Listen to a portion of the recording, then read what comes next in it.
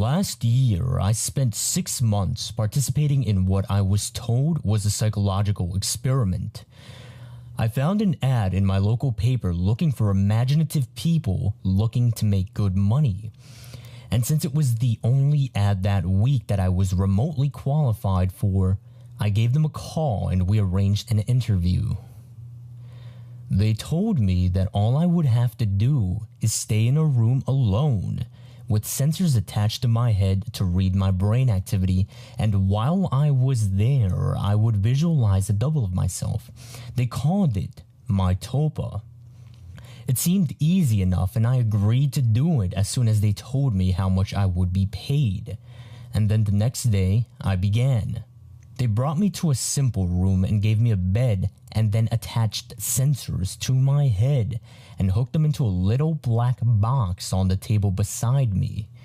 They talked me through the process of visualizing my double again and explained that if I got bored or restless, instead of moving around, I should visualize my double moving around or try to interact with him, and so on.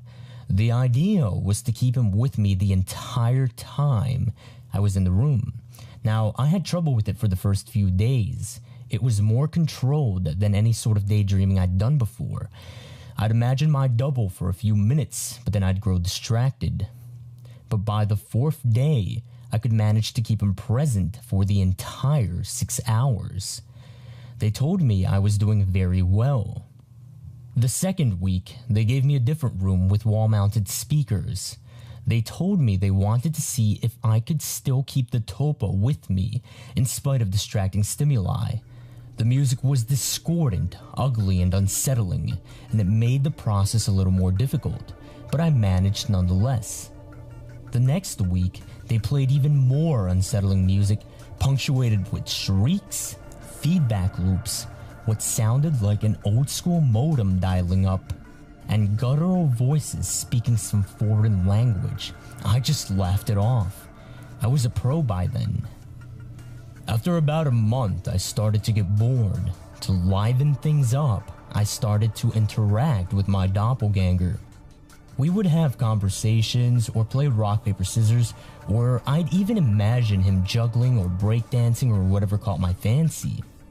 I asked the researchers if my foolishness would adversely affect their study, but they encouraged me.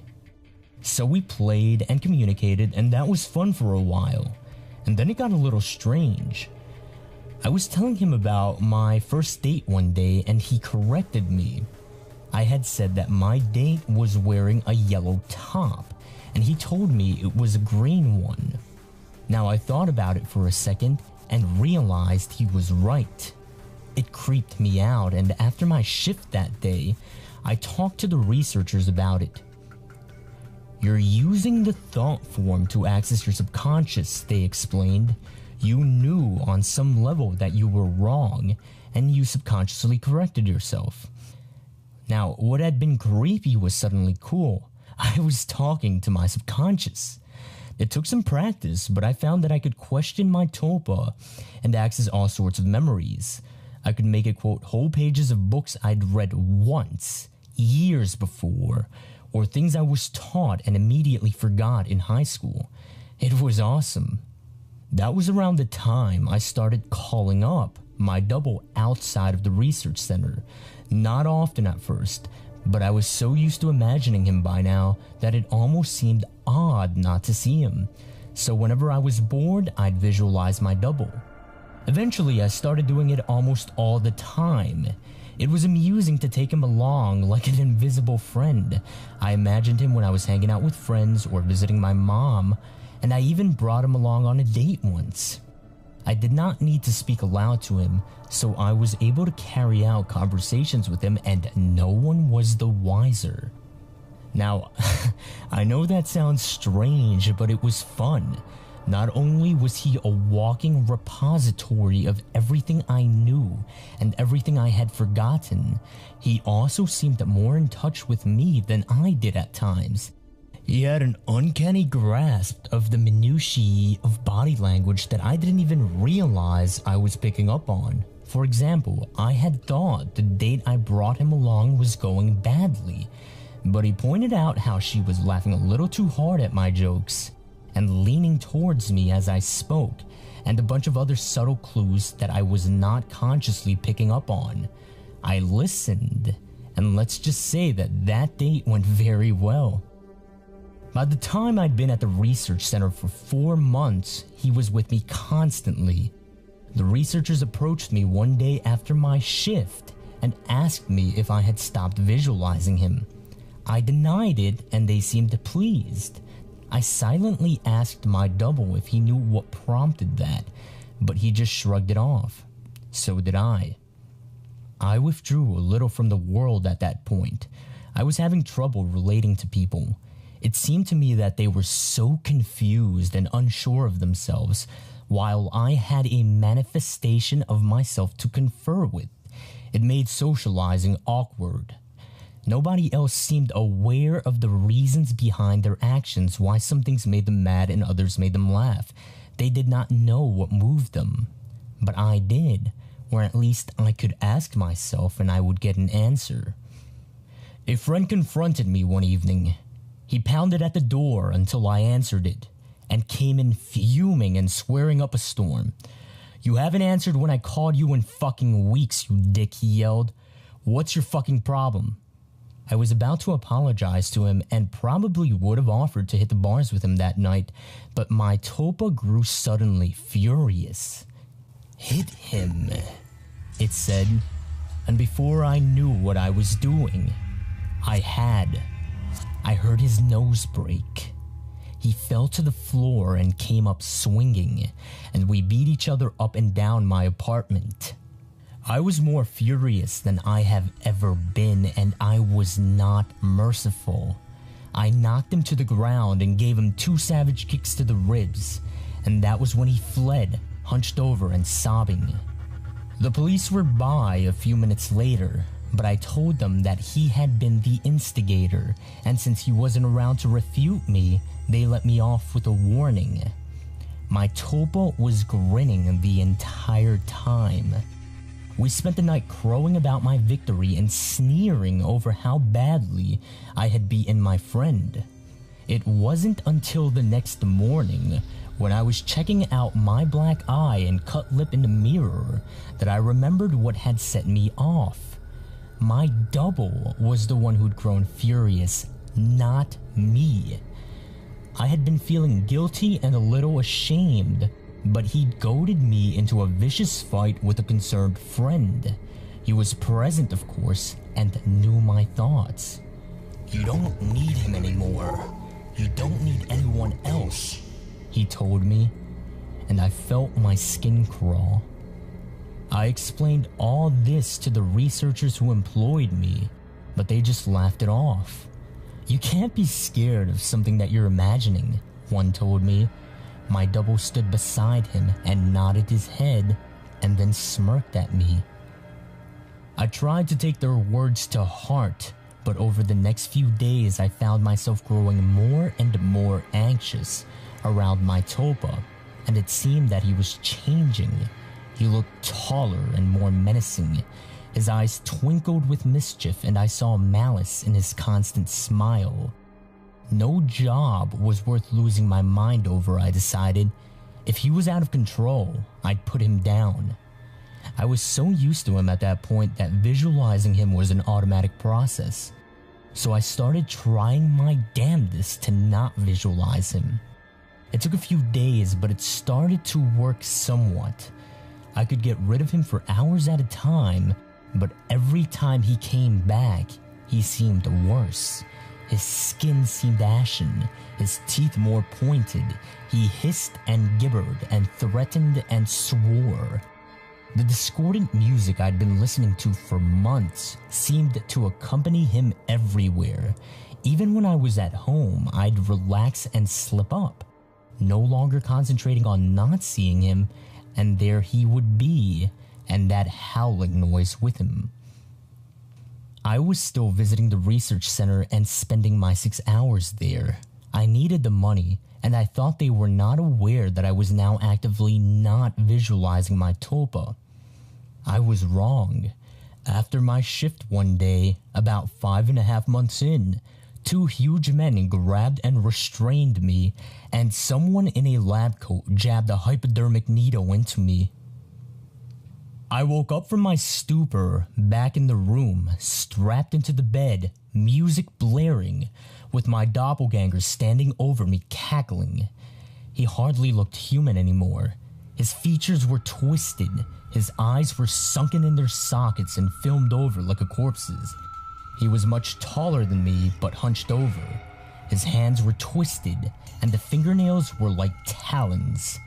He was, in short, fucking terrifying. I tried to will him away, but I just could not seem to concentrate. He giggled and tapped the IV in my arm.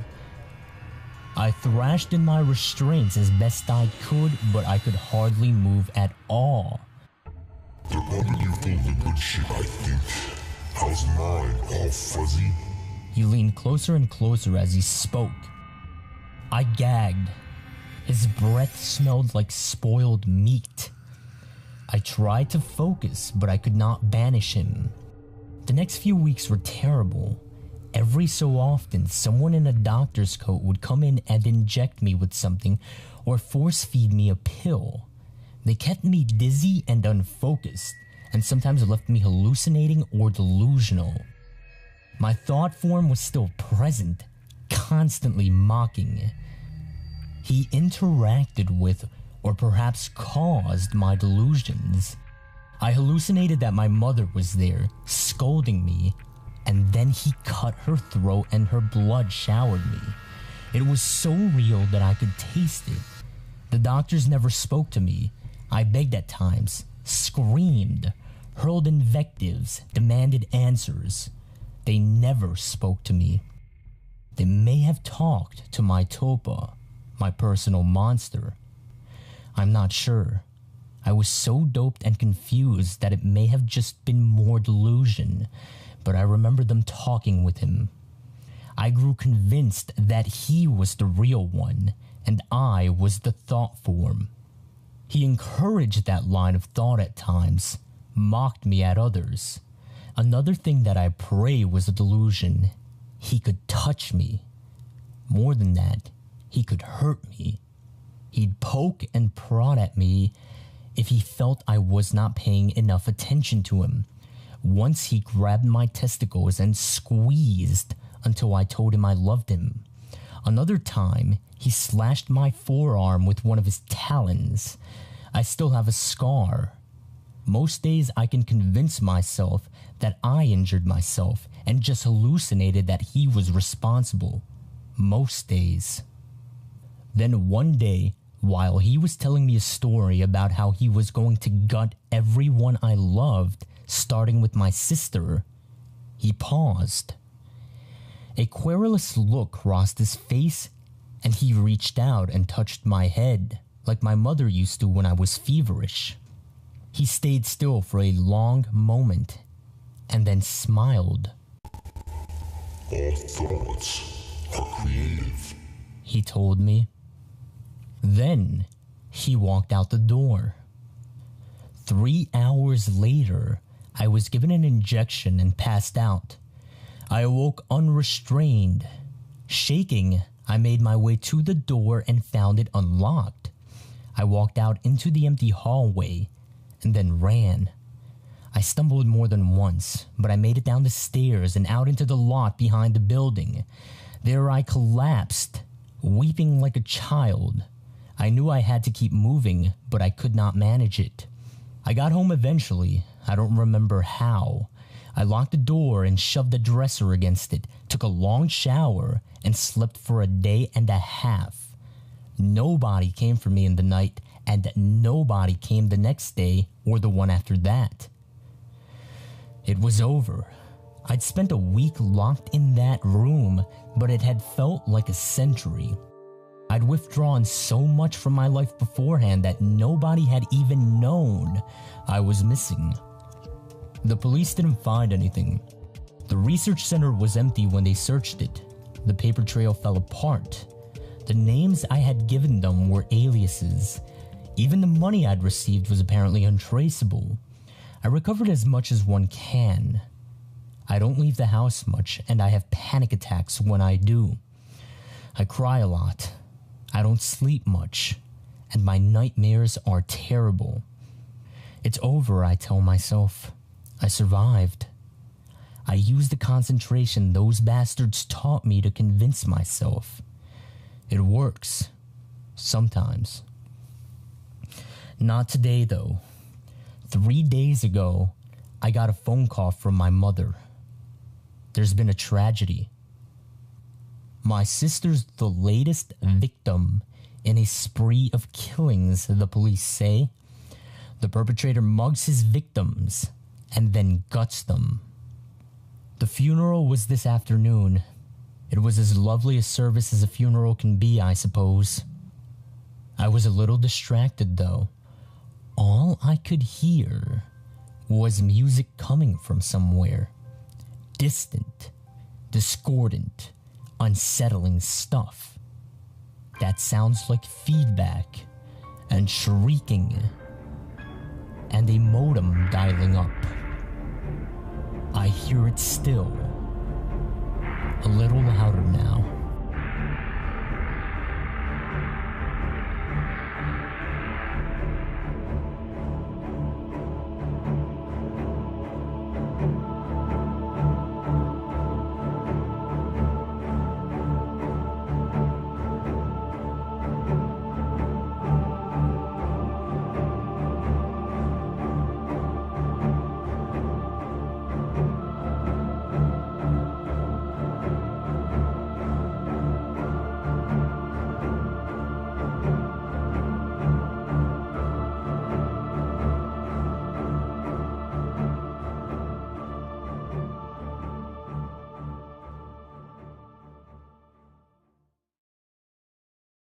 With him, and so on.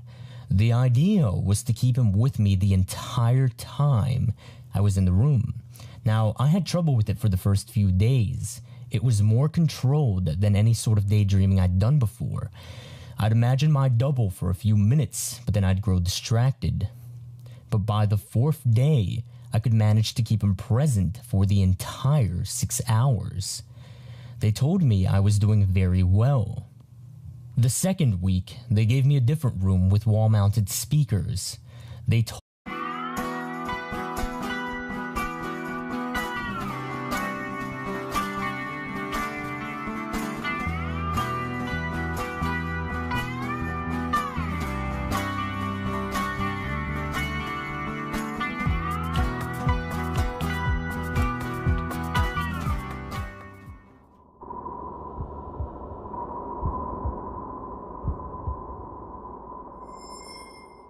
Last year, I spent 6 months participating in what I was told me they wanted to see if I could still keep the Tulpa with me in spite of distracting stimuli.